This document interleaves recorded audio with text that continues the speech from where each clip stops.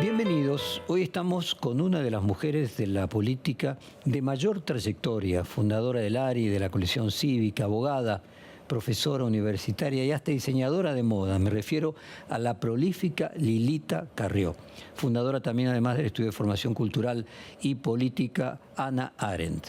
En 1994, Elisa, impulsada por su padre, dirigente radical del Chaco, se presentó a las elecciones de la Convención Constituyente en aquel momento y resultó elegida.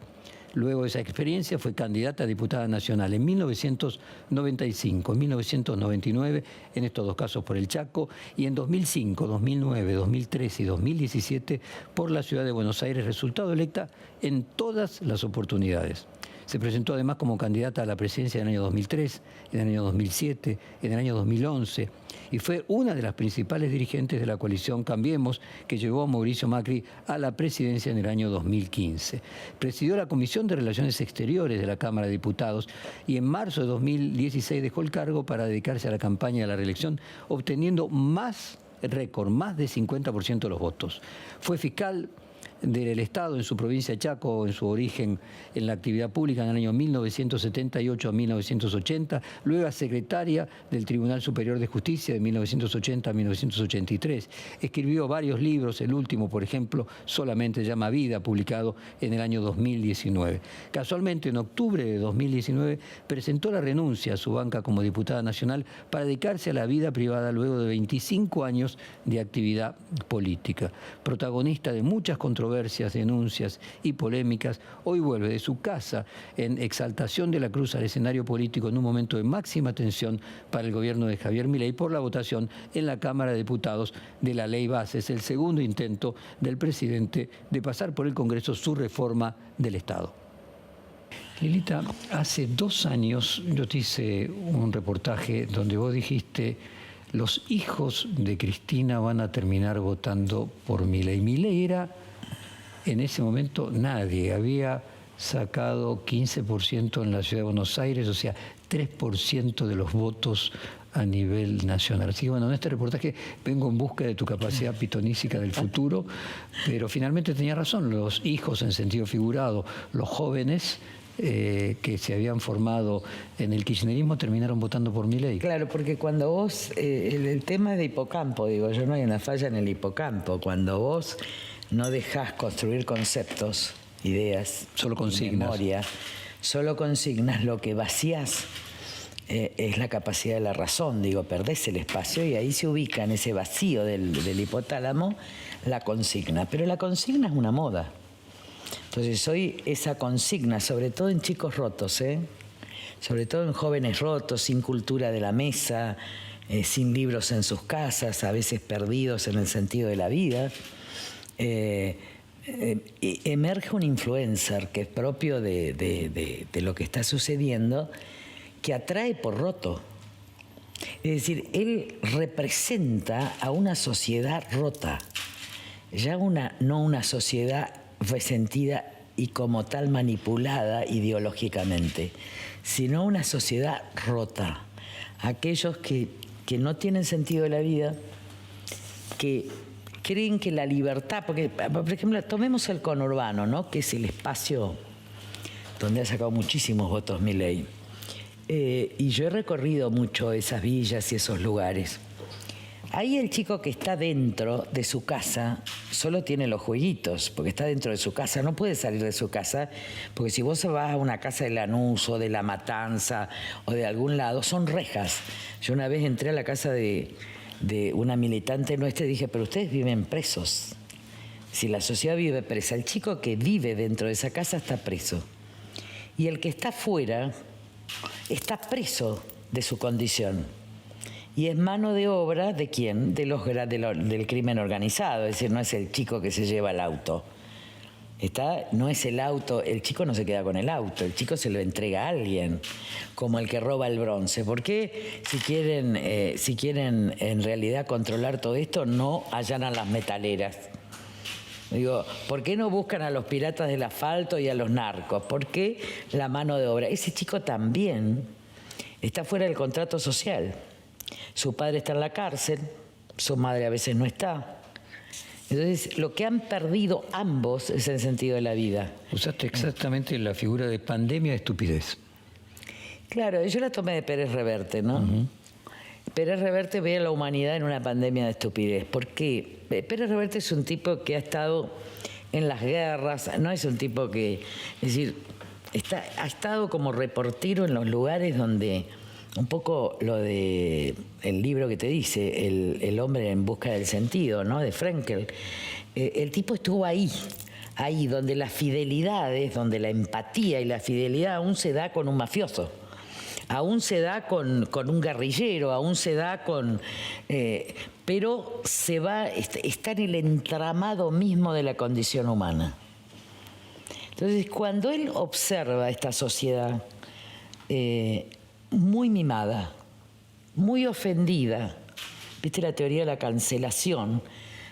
Hasta te altera la literatura, y la incapacidad de razonar, es decir... La imposibilidad de encontrar un espacio para la razón, que es la verdadera libertad. La incapacidad de razonar, por ejemplo, acerca de la existencia de Dios, porque esto ha dado debates enormes, no dogmáticos, digo, porque estas son las grandes preguntas. La incapacidad de los espacios que supuestamente, entre comillas, creó la Ilustración, la desaparición de los espacios del Renacimiento, la desaparición de los espacios de la antigua Grecia, la desaparición de los espacios de la antigua India. ¿Qué quiero? Es la desaparición del espacio de la Ilustración. En consecuencia, lo que hay es una sociedad profundamente infantil, sobre todo en sus niveles altos. Yo lo veo en conversaciones porque tengo muchos amigos en eso, en todos los espacios, en todos los niveles de la vida. Veo un espacio donde dice, ¿te gusta? ¿No te gusta? ¿Apoyo? ¿No apoyo? ¿Hay que dejarlo hacer? O sea, una sociedad cristalizada en el presente, sin memoria, sin conceptos. A mí me extraña, salvo excepciones, a una clase formada en otra cultura que carece de cultura. Esto es uno de los... ahora, ¿te imaginas si vos bajas esa cultura de las clases altas a los que ya no tienen clase o a una cultura ideologizada que perdió el espacio crítico? Entonces lo que tenés acá y en la humanidad es una pandemia de estupidez. Nunca nadie en abril de 2022, hace 2 años, mencionaba la palabra que Milei podía ser presidente. Por eso digo de que tiene un valor aquello de que los jóvenes, vos estabas viendo los jóvenes, los hijos simbólicos, sí, sí. Y marcaste en ese reportaje también... Los hijos de Cristina van a votar a Milei. Que va a venir un psicópata carente de amor y cruel. Así dije. Eso dijiste, sí, textualmente. Seguramente. Porque las sociedades sin vínculos, las sociedades que están muy atomizadas, el chico que está solo, esto también es la pandemia, cuando las sociedades se atomizan y se vuelven individualistas y carentes, ya te digo, de una perspectiva, no es el consigo mismo profundo, sino es que no tengo nada que hacer conmigo, no sé qué hacer conmigo, puede ser muy... vos tenés que tener un punto de expresión. Ese punto de expresión la puede tener alguien que sea como vos, que esté encerrado en un lugar. ¿Quién lo expresa? Pueden ser 4 hermanos o pueden ser 4 o 5 perros, no, desconozco el número, ¿está? Que ve el mundo desde los golpes de su infancia, pero que quiere ser famoso y que quiere ser rico, que nadie se engañe. Porque nadie que es famoso no quiere ser rico, es decir, que se cree la fama. Por eso lo que yo veo es que todos van a ser muy ricos. Entonces ahí me acordé del huevo de la serpiente, la película de Bergman. Es decir, las sociedades, esto pasó en Alemania, sociedades rotas, ¿no? La sociedad rota, ya había pasado la hiper, pero la sociedad estaba rota. Y un hombre que tenía relaciones sexuales con una sobrina, joven, muy joven, que tuvo, obviamente era un caso de abuso terrible, manipulador, un hombre que no se sentía alemán porque era austríaco, pero un gran actor, ¿no? En esos bares de Múnich. Y nadie se daba cuenta, porque finalmente él expresaba una sociedad alemana rota y tenía algo de cultura. Y esto no significa que yo lo compare con lo que hicieron con los judíos. Estoy hablando de cómo se va formando el carácter de los dictadores, ¿no? Que yo soy una estudiosa de eso, porque esto es Stalin. Vos dijiste textualmente que en ese reportaje que hace 20 años venís estudiando la salud mental de los gobernantes, inclusive cómo tratan a sus mujeres, a partir de allí construís una idea de lo que podría ser la persona gobernando. ¿Y qué te encontrás cuando mirás a Milei? Bueno, en la expresión de esto, de lo roto. Por eso el poder en la Argentina y de un gran actor. ¿No? Mussolini fue un gran actor. Mussolini era un hombre, ¿no? Mussolini era la figura del fascismo, por ejemplo, el Mussolini, además ayudado por sus amantes periodistas socialistas, además no era, era alguien de la zona del Adriático, ¿no? Era un tipo de café, pero era un hombre. Para los italianos esto de plantar un hombre fue colosal. Bueno, entonces lo que veo en él, no creo que sea un psicópata, no, pero sí un gran actor con que no sabemos, con una gran ansia de popularidad, porque se siente el mejor del mundo, es el mayor ajuste del mundo, es todo del mundo, ¿no? Porque él es mundial. O de la historia. Sí, él es mundial. Esto es una cosa que es todo mundial. Aún la crueldad es mundial, todo es mundial, ¿no? La grandeza es mundial, una megalomanía. La injuria es... pero que necesita un apoyo. Entonces, en ese apoyo, el poder ejecutivo de la Argentina es dual y monolítico, no sabemos hasta cuándo, porque su soporte, que es su hermana menor, es Karina, pero es la que decide políticamente. Ella es la jefa. Entonces, cuando ella dice, ella es Moisés, yo soy Aarón, bueno, si es así, él va a construir el becerro de oro que va a ser roto por Dios. Pero el problema es que ella... Que es el dólar. Bueno, el dios de la Argentina es el dólar. Esto lo fue siempre. Entonces, vamos a ver si está traicionando esto, porque no vienen los dólares. ¿Está claro? No está traicionando. Él tiene que darle dólares a estos chicos para que compren las computadoras, que puedan comprar la Apple, porque en realidad el dólar es el mecanismo para que los jóvenes puedan tener acceso a la tecnología. La verdad que hoy es la tecnología inaccesible para un chico de 14 o 16 años. Entonces, en esto él traicionó. Traicionó en que iba a eliminar impuestos, porque los está aumentando. Traicionó al campo cuando le dijo que iba a eliminar retenciones. Todo el mundo dice él cumplió. Él no cumplió nada. Él dijo que iba a limpiar la casta, pero se asoció con la mafia. Él dijo que no tenía vinculaciones con nadie, pero todos los ministros son referentes de grupos empresariales. Entonces, me parece que sin embargo, la gente como no registra los conceptos que él da, por ejemplo, el Estado es una asociación criminal, la sociedad no sabe qué dice cuando dice una asociación criminal. Entiende lo que quiere entender, es decir, que hay un grupo en el Estado que es corrupto, cosa que nosotros venimos luchando hace 30 años. Y él actúa de eso, entonces, en realidad él no va contra la casta. Él va a hacer asociación con la casta, con la mafia. Se vio hoy en la sesión en diputados. Es un nuevo saqueo. ¿Encontrás algún punto de contacto, si de alguna manera la sociedad rota se viene rompiendo, con el menemismo y el kirchnerismo, en el caso del menemismo, inclusive de la vulgaridad? Sí. La vulgaridad y la amoralidad. El mundo menemista fue un mundo amoral, donde hubo un contrato extorsivo. Yo te doy $1 barato, ahora el dólar es caro, esta es una diferencia, y a cambio vos me dejás robar y entregar la Argentina. Y ese contrato de estabilidad es un contrato amoral, porque mientras tanto la gente consentía el Polideportivo de Olivos, la gente consentía la cantidad de muertes. A mí lo que me ha contado Zulema Yoma, de la que soy amiga, hace muchos años, de las muertes, de echar a tu mujer... ¿Te acordás con Antonietti? Con el jefe de la Casa Militar. Esa mezcla de erotismo con danza, con el lujo como vulgaridad. Sí, eso vamos a ver. Pero también es kirchnerista, porque fíjate que la ley de blanqueo ahora blanquea a todos. Todos los que se robaron la nación van a poder blanquear y hacer inversiones por $200 millones. Entonces, en realidad es la mayor garantía de impunidad. Y si además lo pone al hijo, vos garantizás que los que se robaron la Argentina en los últimos 30 años sean los grandes empresarios, que de hecho algunos lo son. Algunos lo son. Manzano era jefe de bloque de diputados. Digo, y hoy tiene Denor.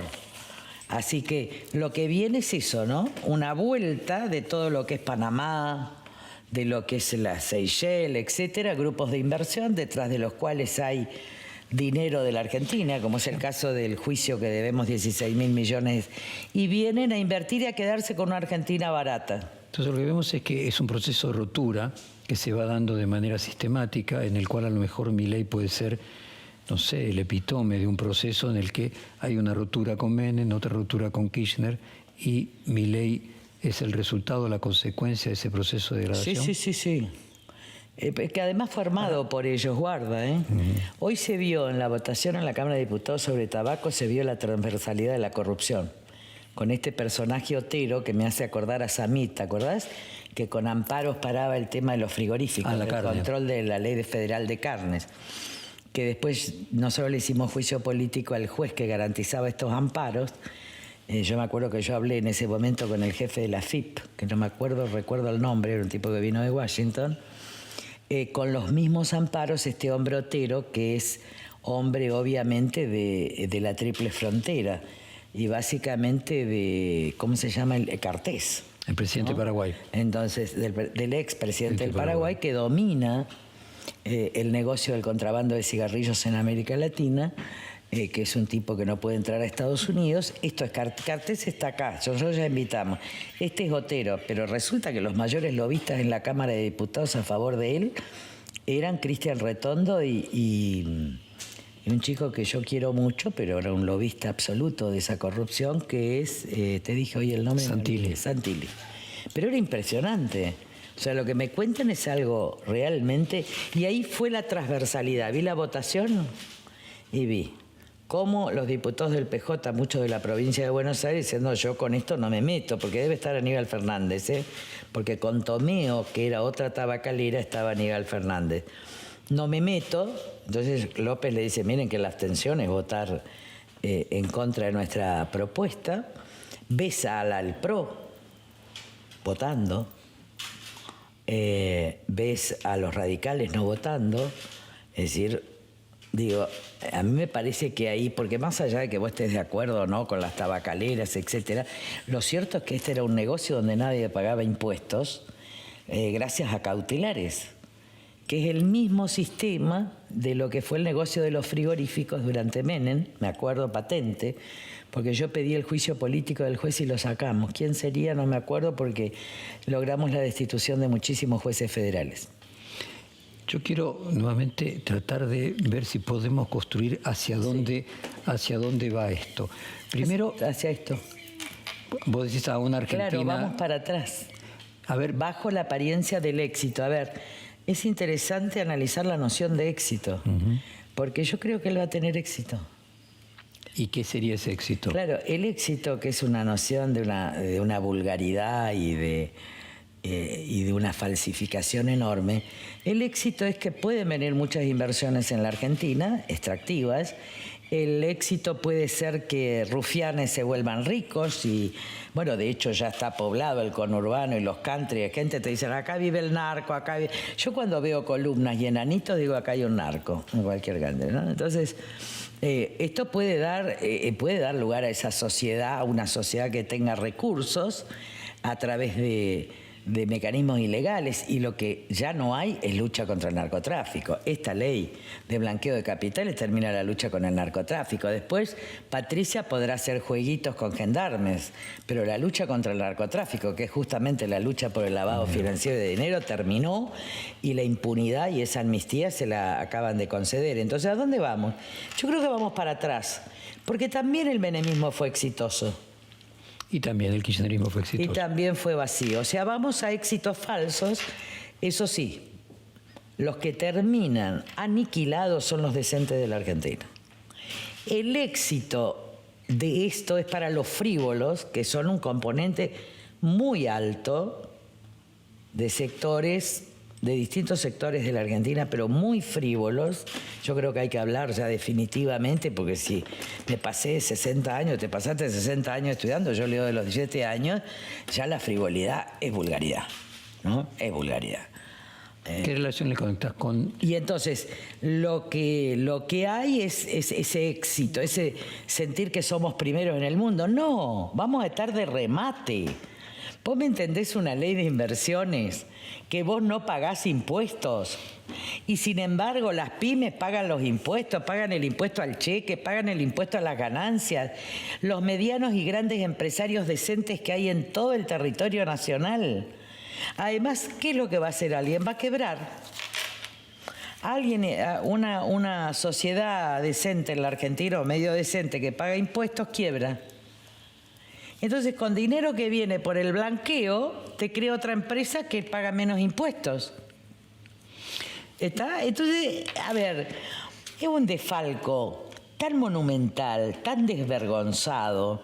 Yo ya lo había visto en tiempo de Macri con el blanqueo, que yo le prohibía a los familiares. Igual Macri sacó una reglamentación habilitando a los familiares, que espero que la Corte se expida y diga que esto es inconstitucional, porque yo paré eso. Pero esto es dantesco. Entonces, yo que estuve en la Argentina, fui a México, iba a Washington, viajé muchísimo por el mundo, en el Centro de Estudios Políticos de París, etcétera, dando clases, y cuando tenía relevancia, tenía alta legitimidad pública, digamos, me daba cuenta que me decían, me fui a una conferencia a México y fue la Argentina de remate, eran los titulares. La Argentina se acaba de poner de remate, porque además el Poder Ejecutivo puede decir a qué valor del dólar vos traes el dinero. Entonces no solo vienen por el mecanismo de saqueo, que Cristina habla de esto. Lo que pasa es que Cristina es parte del mecanismo de saqueo.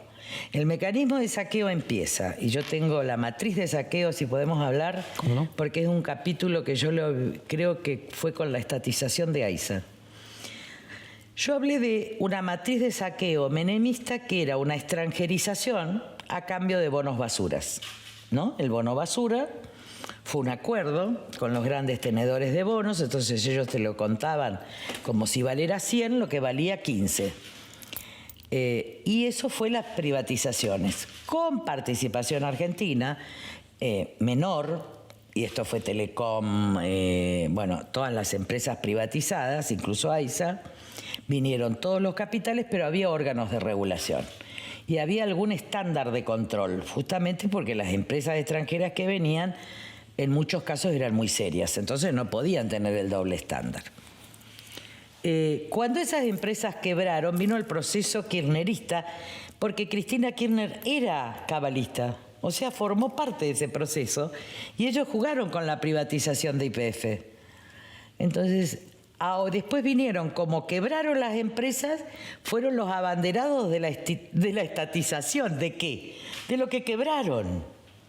Aerolíneas, Iberia se llevó las rutas, quedó Aerolíneas sola con todos los empleados y ellos, ¡ay, la bandera! Es decir, en nombre de la nación, estatizaron las deudas y estatizaron sociedades quebradas, salvo las telefónicas, que por imperio de la comunicación ahora vaciaron YPF porque extrajeron todos los pozos, no crearon pozos nuevos, perdieron todos los yacimientos y ahora debemos 26.000 millones de dólares por una empresa que vale 5.000 millones de dólares.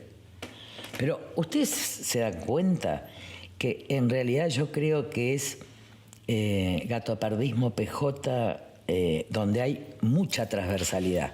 Es decir, hay radicales que les gusta el menemismo, yo lo vi en la convención, al PRO, el PRO, una parte del PRO importante, empezando por Mauricio, es menemista. Después quiso ser republicana, pero nunca lucharon contra la corrupción en ambos casos.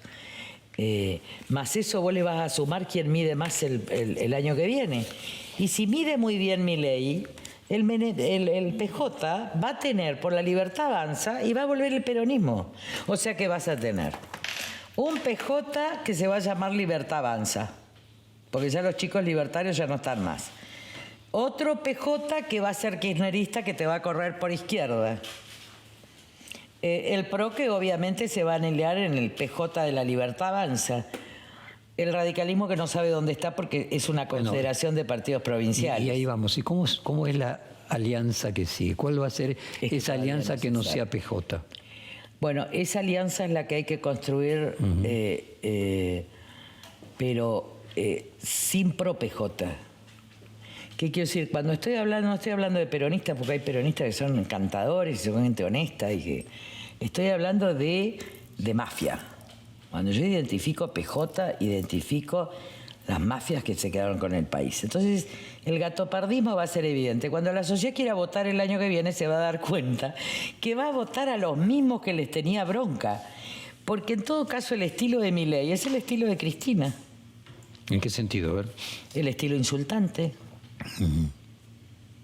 Ella insulta. Ella se pelea. Además, ¿se acordás cuando decía que dominaba a Hegel? Ay, yo me reí tanto ese día porque ella es la expresión de la contratapa de un libro, ¿no? Es decir, el que lee la contratapa. Pero sí, el estilo del insulto, del agravio. Esto del liberalismo no tiene nada. O sea que vos ves a Milei triunfando electoralmente en 2025.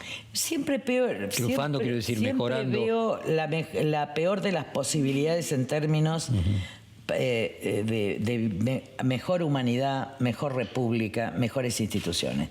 Entonces yo veo siempre la peor alternativa, vos tenés que contar con esa. Porque si contás con la mejor alternativa, sos un optimista idiota. ¿Está claro? Entonces yo parto de una sociedad que tiene problemas de salud mental y de hipotálamo. Parto de una sociedad que todavía tiene una tradición de clase media que hay que salvar, de una identidad. Y parto que esta sociedad puede ser de nuevo engañada por los mismos de siempre, porque yo los veo a los tipos con los que compartí y peleé en el 94. Es casi un retroceso histórico que vi toallas. Una repetición. Vi toallas del pasado, sí, pero agravadas. Entonces, creo que hay un espacio para clases medias cultas, para personas que se han formado, para clases pobres con cultura del trabajo, para clases que se sienten de clase media, pero son pobres, para gente decente. Yo creo que hay un porcentaje del 30% de la Argentina, transversal, te digo, de los más ricos a los más pobres, pero que hay un 30% que quiere decencia y que tiene sentido de la vida, tanto espiritual como filosófico, como republicano, y no hay más, ¿eh? Nunca creí que cuando yo gané el 52% de la capital, yo estaba ganando y estaba tornando republicana toda la capital. Pero hay que lograr ese 30%. A ver, una hipótesis, una ontología distinta. No ideológica, no te vas de extrema derecha a extrema izquierda o de izquierda a derecha. No. Pero hay que tener coraje para estar en el centro. Porque hay un centro casi corporativo, que es el que proponía Horacio, ¿no? Yo creo en un centro vital, ¿está? En un centro con la fuerza de la lucha contra la corrupción, de los valores republicanos, de los derechos individuales, de los derechos sociales, es decir, un centro vigoroso para ir por el centro del pavimento. Estos están en las banquinas, nosotros vamos una banquina a la otra. Ahora, si la Argentina quiere ir por la banquina, que vaya. Yo voy a pelear por el centro del pavimento. Plantearse, como el péndulo de Galileo, uno podría plantearse, bueno, pasamos de la extrema derecha a la extrema izquierda, o de la banquina izquierda a la banquina derecha, pero uno podría construir otra ontología, es decir, en realidad eso es lo mismo, claro. Es extremo, y el nuevo péndulo no es entre un extremo al otro extremo, sino entre el extremo al centro, un extremo centro. ¿Crees que va a venir esa síntesis hegeliana? Sí, va a venir. Siempre que no sea corporativa, es tipo que acá está la confusión, acá está mi diferencia, que ahora sí la puedo marcar, porque nosotros ya... una de mis grandes tranquilidades fue separarme de Juntos por el Cambio, porque la verdad es que yo armé esa estrategia, vi cómo los actores cambiaban, vi cómo algunos se volvían a su parte oscura, vi cuando había exceso de dinero en las campañas, menos en la mía para diputada nacional, y la verdad que yo terminé para sostener solo a la fuerza de la coalición cívica, si no me hubiera ido realmente, ¿no? Pero quería que esta fuerza tuviera un legado, tuviera una representación, que de hecho la está ejerciendo. Exacto. Y muy bien, en prepagas, en un montón de cosas. Y voy a seguir luchando por esto con otros actores. Ahora, me parece que hay que ir por el medio del pavimento, pero con una centralidad vigorosa, que no es corporativa. Pero eso incluye, por ejemplo, a los a las llamadas palomas del PRO, al socialismo. Yo te diría que yo estoy cansada tanto de la hipocresía de todos. Hay emergentes en todos los partidos. Yo no creo que dentro de un partido todos sean iguales, ni dentro del PJ, y menos dentro de la UCR, menos dentro del PRO. Yo creo decentes a muchos y buenas personas. Quiero a muchos que no son buenas personas. Porque los afectos... como dice Pérez Reverte, ¿viste? Yo aprendí a querer hasta algunos PJ, ¿viste? Que eran terribles, ¿no? Como el Gringo Soria, pero lo llegué a querer porque era honestamente así. ¿Qué quiero decir? Él no tapaba nada. A mí lo que me espanta de los espacios es la hipocresía. En esto Milei no es hipócrita, pero en realidad porque no tiene contención verbal. Entonces, como no tiene contención verbal, parece... Una cosa es ser sincero... y otra cosa es ser espontáneo. Y el radicalismo en el que vos te formaste, ¿qué futuro le ves? En las provincias todavía forma parte de una visión más decente en algunos lugares, pero gobiernan todos iguales, ¿eh? Hay intendentes más decentes, pero yo hoy veía las votaciones, cuando vi que votaban blanqueo de esta manera, digo... gente que quiero muchísimo he visto votar hoy de una manera vergonzante.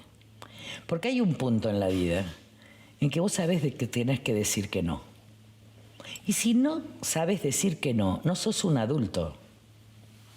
Y es mentira que Weber dice que el político profesional no tiene que tener convicciones. No, lo que tiene que tener es convicciones y responsabilidad. Y después te agrega Jasper, tenés que saber, ¿cuándo hay un adulto? Cuando sabe decir que no, pero sabe decirle que no a su padre, sabe decirle que no a su hijo, sabe decirle que no a la sociedad, sabe decirle que no al pueblo. Es decir, a mis amigos que me dicen, Lilita, por favor, no hables. No, quería que sea con tu complicidad, pero no con la mía. Nosotros la amistad yo las mantengo. Con mis amigas kirchneristas las mantengo. Porque el amor está más allá de estas cuestiones. Entonces, yo mantengo a los amigos de derecha, izquierda, etcétera. Ahora, que a mí me obliguen a ser cómplice, ¿en nombre de qué? ¿En nombre de quién? En nombre de la mayoría de un pueblo para sacar 10 votos más. Pero mira, yo soy la imagen viviente del que sube y baja la montaña. Puedo ganar una elección y renunciar a los 2 años, es más parecido a Lem, ¿no? Pero a mí no me importa el voto, no le voy a mendigar. Ni me agrando en la victoria, ni me perturban las derrotas. Creo que la única que fue la mejor derrota es la del 1,8. Porque esa derrota te fortalece, ¿no? Esa derrota te dice, vos contra un pueblo. Vos contra un pueblo que no quiere ver. Vos contra un pueblo que apoya 54% a Cristina, sabiendo lo que es. Ese 1,8, con Wiener financiado por el propio gobierno, con Ricardito Alfonsín que creía que era Alfonsín. Ese momento fue fuerte, porque yo venía de sacar 24. Fue fuerte, pero además fue...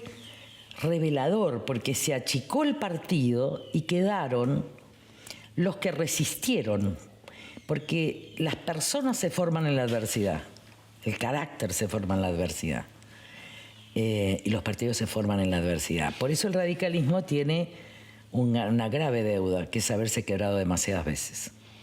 ¿Y qué futuro le asignas? Creo que el espíritu republicano que tenía Alem, que ya no lo tenía Irigoyen, que lo tenía Marcelo Ortega Alvear, pero el espíritu humanista republicano de Alem, de libertad de expresión, de liberalismo económico, de liberalismo social, que también lo podés ver en Juan B. Justo, hombres ilustrados, hijos de la Universidad de Buenos Aires, incluso puede ser un Pellegrini. Incluso hay conservadores extraordinarios, por ejemplo, Cárcano y Vialet Macé, que son los conservadores progresistas, hicieron Córdoba. Entonces, yo soy nieta de conservadores, ¿no? Nieta de un conservador progresista que fundaba, que armaba, y también soy hija de un radical y también tengo familia de militares, es decir, a mí me traspasa la Argentina de alguna manera, del año 1750. por una parte de mi familia, y además antes del 1700 por otra parte, con lo cual soy media criolla, soy una rubia chaqueña, he convivido y amaba a los tobas, a los huichí, ¿entendés? Bueno, yo no tengo el problema de que creen que somos blancos, la verdad que somos 80% de mestizaje. Y mi mamá, que sí es hija de inmigrantes puros, dice, hay rulos. Donde hay rulos hubo negros. Entonces, es muy gracioso porque yo tengo hermanas de mi abuela que tenían rulos, eran blancos y tenían rulos. Le digo, ahí hay un negro. Y me encanta, porque en el fondo somos eso. Y mucho judío, mucho marrano, la que viene todas las grandes familias de Jujuy, Salta, Catamarca, son judíos, son los marranos que vienen al Perú. Entonces, me parece que yo creo en esta sociedad plural, libre. Nunca querellé a un periodista, nunca en 30 años. Y mirá que me dijeron cosas, y además me titularon cosas. Como yo, por ejemplo, claro. ¿Está claro? Jamás querellé a Aníbal Fernández porque me ofendía que me dijera, porque la libertad de expresión es esto. Ahora, otro es que vos, si sos gobernante, justamente porque yo era dirigente, tenés que tirar tu prestigio a los perros. Punto. Y porque lo único que te queda siendo político, gobernante, es tu conciencia. Y Lilita, cuando vos hablabas de esa transversalidad entre la diferencia entre los amigos y las ideas, te fuiste del bloque que presidía Pichetto. Él habla muy bien de vos, Sí, creo que vos hablas muy bien de él. Sí. ¿Por qué? ¿Qué significa? Bueno, porque, a ver, yo creo que esto fue una organización racional para poder tener trabajo en las comisiones. Porque por el número de diputados que tenía cada uno, la verdad que no podíamos tener voz en las comisiones. Y ese grupo de gente es gente que sabe leer y escribir, y muy bien. Es decir, de hecho, Pichetto presidía un bloque y yo presidía otro. Yo presidía el segundo bloque o el tercer bloque de la Cámara. Entonces, en la época menemista hubo mucho respeto. Ahora, él es hijo de Menem. Entrañablemente, porque yo lo conozco y lo vi, así hicimos el dictamen junto del Consejo de la Magistratura. Él es íntimo amigo de Eduardo Menem, y es legítima esa amistad. Entonces él no va a llegar a los 76 años para no ayudar al menemismo, porque eso es él. Él nunca fue kirchnerista, lo que pasa es que él siempre en eso vota oficialismo, ¿no? Y con el marco del respeto, por ejemplo, él siempre fue amigo de la gente de la CGT, yo nunca, de los gordos. Entonces, llega un momento en que los caminos, se mantiene el diálogo, pero los caminos se bifurcan en el mejor sentido de la palabra. Digo, no podemos llegar al año que viene con una confusión electoral donde alguien se vaya con los menemistas, donde otros se vayan con el PRO. No, es mejor manteniendo la excelente relación que tenemos, porque además es de respeto total. Yo casi no hablo con Pichetto, ¿eh?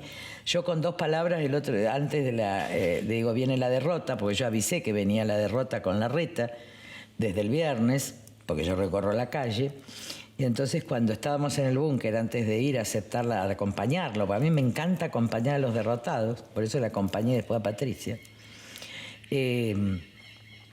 le dije, vos vas a tener un papel central en el Congreso que viene. Y la verdad es que tiene un papel central y nosotros vamos a seguir trabajando con ellos, pero tenemos que tener una autonomía propia para que no haya confusión electoral, porque vamos a estar en lugares distintos el año que viene. El año que viene vas a ser candidata. Si venzo el pánico que le tengo a Riobamba y Callao, sí. Porque la verdad es que... ¿Fobia? Sí, tengo ¿O es pánico o me broto fobia? y me enfermo. Me enferma la mediocridad. Yo ya me di cuenta, yo ya analicé todo. Me gusta enseñar. ¿Veniste a vivir acá? ¿Tiene que ver con eso? ¿Salir de Santa Fe? No, Santa Fe era divino porque era el bar de todo el barrio. No, porque yo tengo muchos amigos. Mis amigos están fuera de la política, ¿eh? Yo tengo una vida propia, total. Vos te das cuenta, me gusta la decoración, me gustan mis amigas y mis amigos. La ropa. Me gusta la ópera, me gusta la ropa, me gusta enseñar, me gusta el bar.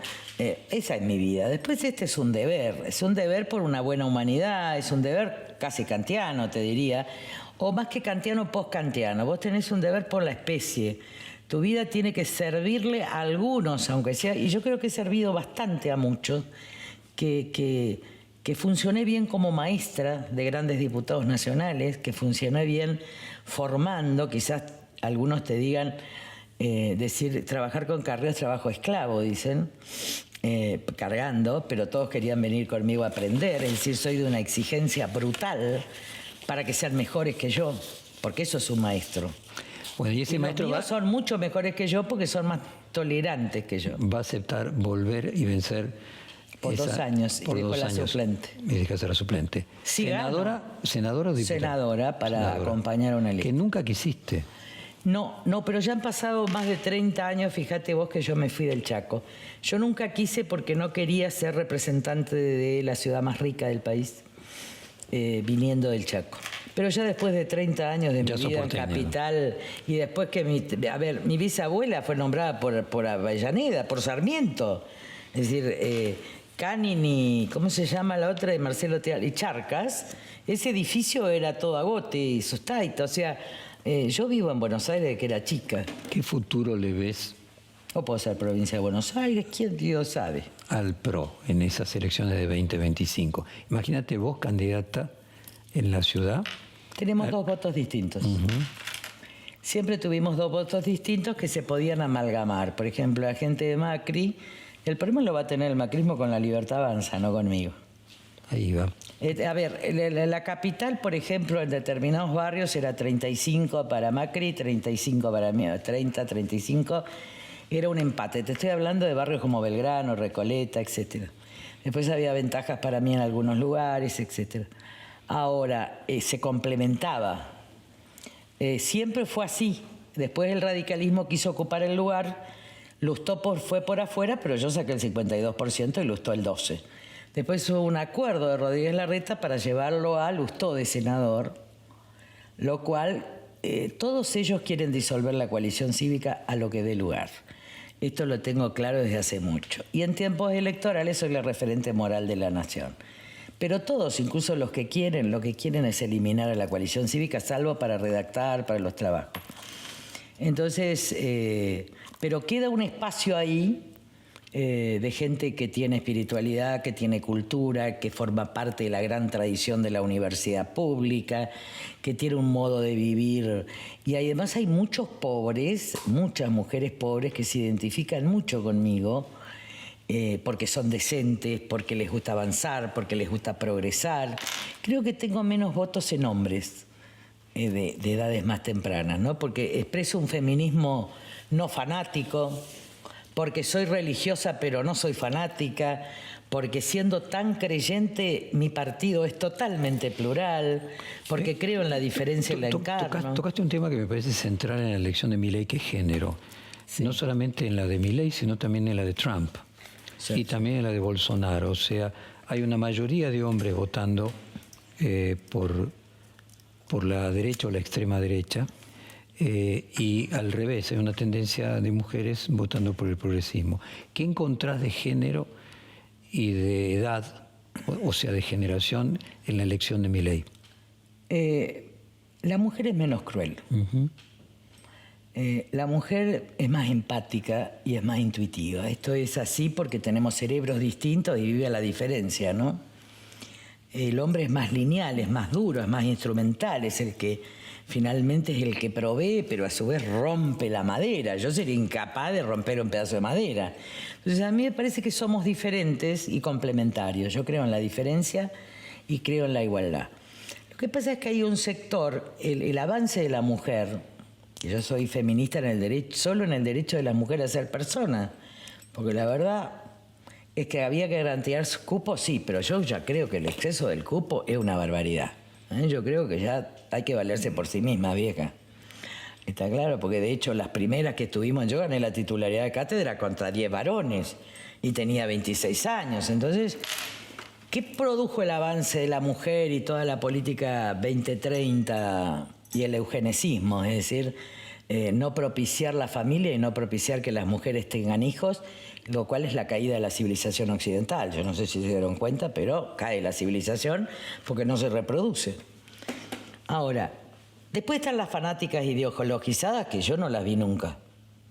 Es decir, que las viejas feministas no las vimos nunca. Y por el otro lado, esto es una afrenta a las mujeres, porque a mí me parece, mira, yo te puedo decir, yo puedo ir a una marcha. Ahora, ir a una marcha con el busto al aire y los senos caídos, ya no es una marcha de derechos, es una marcha de mal gusto. Está claro ya la vulgaridad. Entonces, son fanáticas de no sé qué. Cuando las que abrimos el camino jamás dijimos nada. Y el hombre, en esta situación, se siente como caído. ¿En qué sentido? En que toda la cultura patriarcal que la transmitieron las madres, porque acá hay una corresponsabilidad, en la casa de madres autónomas inteligentes hubo hijas autónomas inteligentes, hijos también, pero la cultura patriarcal se dio desde las madres, que son las que crían, generó un hombre en busca del sentido. Entonces yo creo que nosotros tenemos que comprender que hay una doble avenida y que nos complementamos. Que la diversidad, el hombre tiene que tener un lugar. No va a ser el lugar que históricamente le dio el patriarcalismo moderno, sobre todo la Revolución Francesa, pero tiene que tener un lugar y tiene que tener una dignidad y tiene que tener un valor. Yo creo que en eso el hombre duro debe dar lugar al hombre tierno, porque el hombre duro se acabó. El verdadero hombre y la verdadera mujer tienen algo en común, que no es el amor erótico, porque también la erótica se promueve por la pornografía, que es la ternura. Y yo creo que la gran ausencia de Dios en el mundo, que yo la critico porque nadie habla de Dios, es la ausencia de la ternura. Y donde no hay ternura hay guerra, y donde no hay ternura hay fanatismo, y donde no hay ternura hay atomización.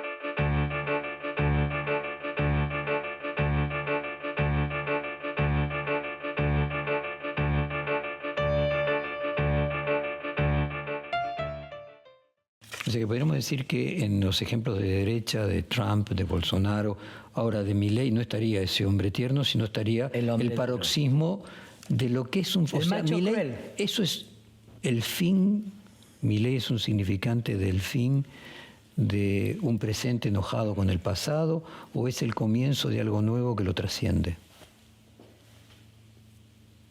La verdad es que, a ver, ¿cómo te diría?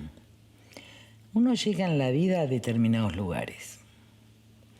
Yo no pienso mucho en el futuro como eso, porque en mi futuro yo sé dónde está. Al tener la experiencia de Dios, vos lo podés llegar acá en la vida misma o la podés llegar después de la muerte. A mí la verdad es que la muerte, con tal de que mi velorio sea exitoso, que venga hoy, que venga mañana, pero que no pase los 80 porque no quiero, ya viví mucho. Ahora, hay momentos en la vida que es el momento de plenitud, que significa cuando sube a una barca. ¿Viste que hay tormenta en el mar? Están los pescadores de Jesús, hay tormenta en el mar y dice, no tengan miedo, yo estoy acá. Entonces yo estoy en la barca. Es decir, no veo la tormenta, no la siento como antes que la encarnaba.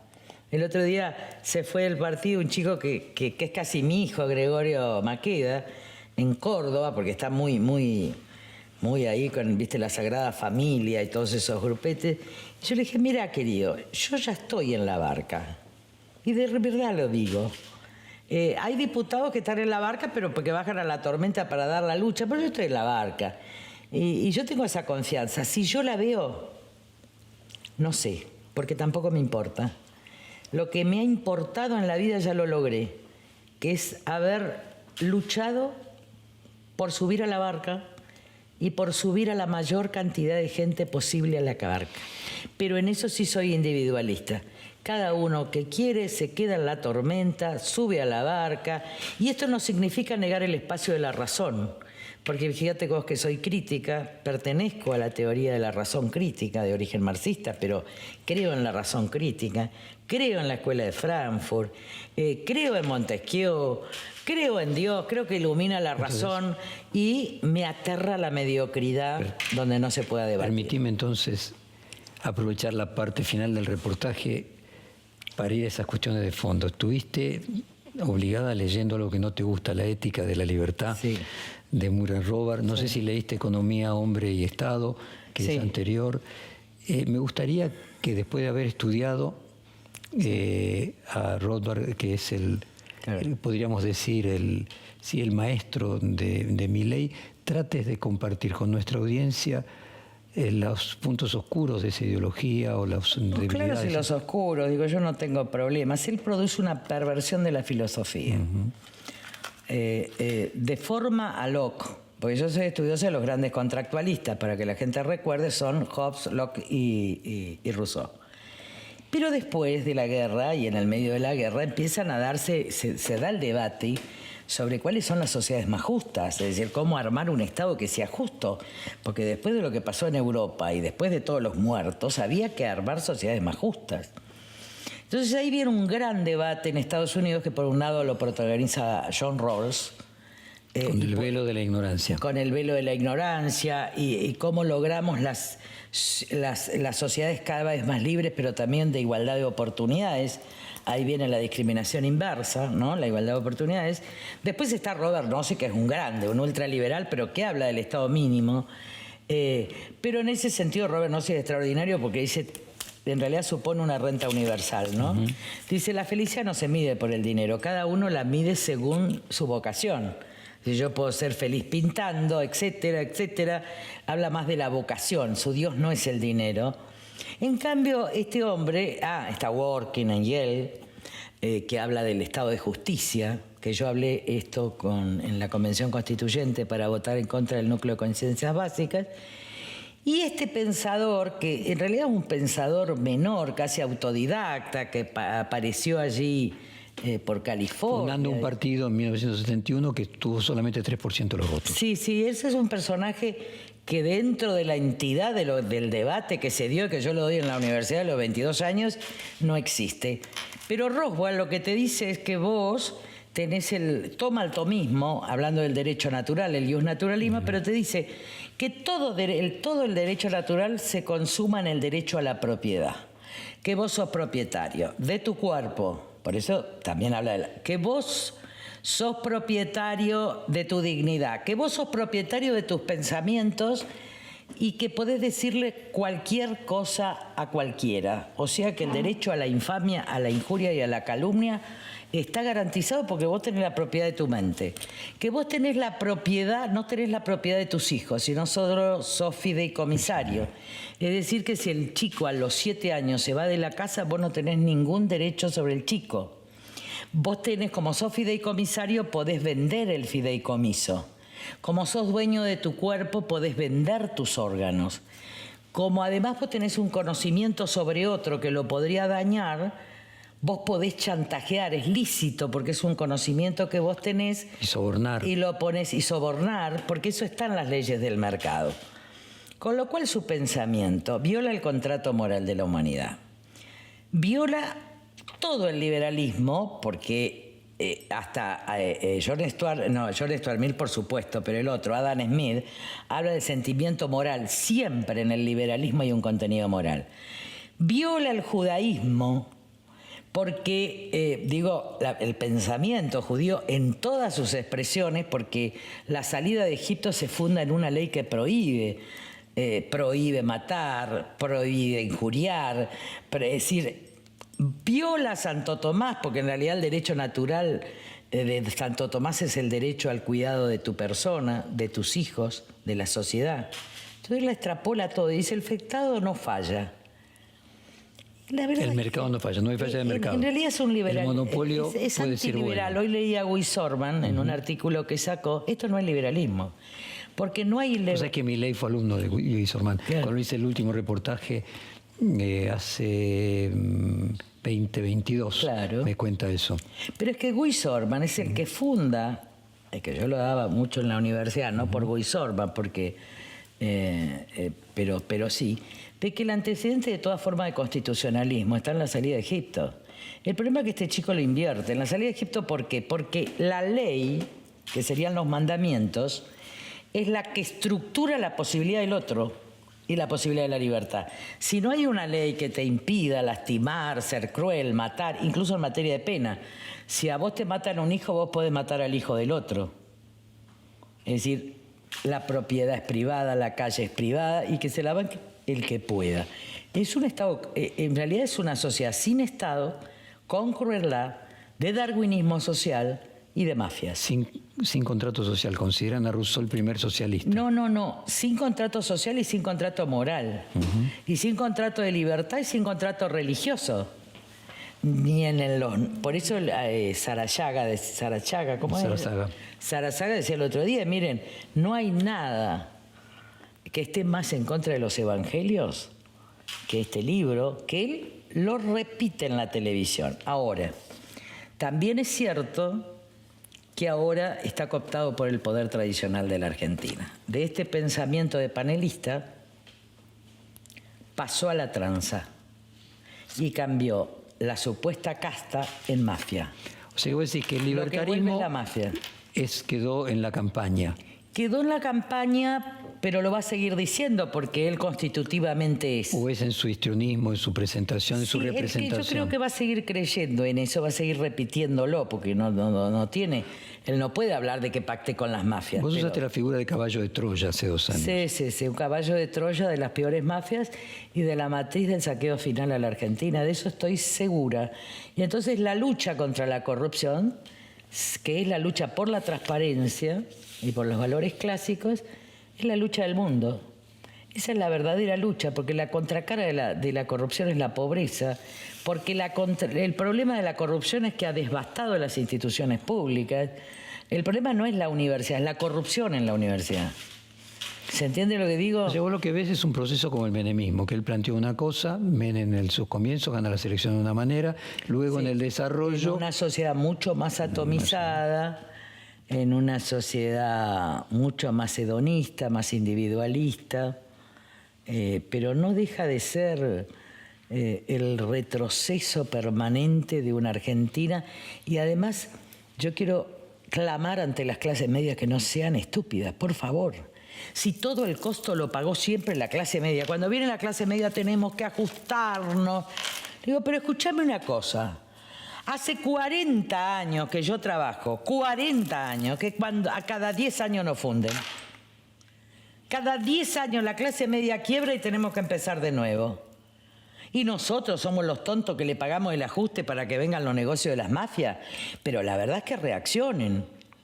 Reaccionen las clases medias porque el mejor sistema para ellos es clases pobres, grandes inversiones extractivas, nuevos ricos y las clases medias empobrecidas. Entonces, si la clase media, que además es la que permite que las clases pobres asciendan, si las clases medias son eliminadas, la pobreza pasa a la indigencia. Y se comieron el país entero, la nación entera. Y hay otro gran error de Milei, que ese sí ya es conceptual y grave, es que él dice, el Estado es una asociación ilícita. No, señores, el Estado es una creación de la Constitución Nacional. Y el Estado es el que construyó la nación moderna. Cuando él reivindica a Roca, cuando reivindica a Alberdi, cuando reivindica a Sarmiento, está reivindicando la Constitución Nacional. Si vos reivindicás la Constitución Nacional, reivindicás el contrato social. Y si reivindicás el contrato social, reivindicás el Estado Nacional, que se fundó en la educación pública y que se fundó en la universidad pública. O sea, no hay capitalismo sin Estado. Claro, porque... O sea que no se puede ser anarcocapitalista. No, el anarcocapitalismo... Es un oxímoron. Es un oxímoron. El anarcocapitalismo es un anarquismo irresponsable. Pero bueno, ¿qué no va a ser un chico roto sino anárquico? El problema es que nosotros lo pusimos en la presidencia y él va a resolver en la presidencia lo que no pudo resolver con su padre. Lilita, se nos acaba el reportaje y me gustaría dejarte los últimos minutos para que nos haga la reflexión que vos quieras. Sí, a todo el pueblo argentino, ¿no?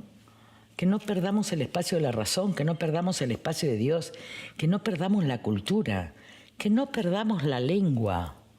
Está bien la cumbia villera, pero no podemos hablar como la cumbia villera. Porque sin lenguaje no hay imaginación. Viene la inteligencia artificial que plantea un desafío de aniquilamientos de puestos de trabajo, empezando por la industria cultural, que es semejante a la revolución del fuego. En consecuencia, nuestra mediocridad es nuestro problema. Por favor, sean conscientes. No le leguemos a nuestros hijos la incultura cuando fuimos beneficiarios de una enorme cultura en la Argentina. Por favor, yo veo nietos que solo ven jueguitos y que solo son de Milei, que son nietos de profesores universitarios, pero que eran hijos de inmigrantes. Mira, al lado de la estancia nuestra, y con eso quiero terminar, porque yo era una familia acomodada, había parcelas de 5 hectáreas de inmigrantes, checoslovacos, montenegrinos, etcétera. De 4, 5, 10 hectáreas, no eran chiquititas, nosotros íbamos ahí porque comíamos huevos fritos, mi papá iba, qué sé yo, íbamos a caballo del campo ahí. Los hijos de todas esas familias de 10 hectáreas fueron a la universidad, son abogados, son médicos, son veterinarios, y el actual gobernador del Chaco, arquitecto, es heredero de esas familias. Esa es la Argentina. No se equivoquen, esa es la Argentina. Y también es cierto que acá, yo lo veo en el conurbano, a pesar de la dogmatización, yo veo mucha gente que está estudiando en universidades del conurbano, que está haciendo posgrados, que mejoran su calidad de vida y que mejoran, yo siempre digo a todos, pues yo exijo a todos en la casa, custodia, no custodia, a todos que estudien. Yo veo un crecimiento, a pesar de todas las críticas, hay un acceso a la educación para no caer en la peor pobreza. ¿Saben cuál es la peor pobreza? La del espíritu. Está como siempre, muchísimas gracias. Bueno, un gran gracias. placer. Y espero que nos maten a dúo, qué sé yo. Listo. Vamos a estar juntos.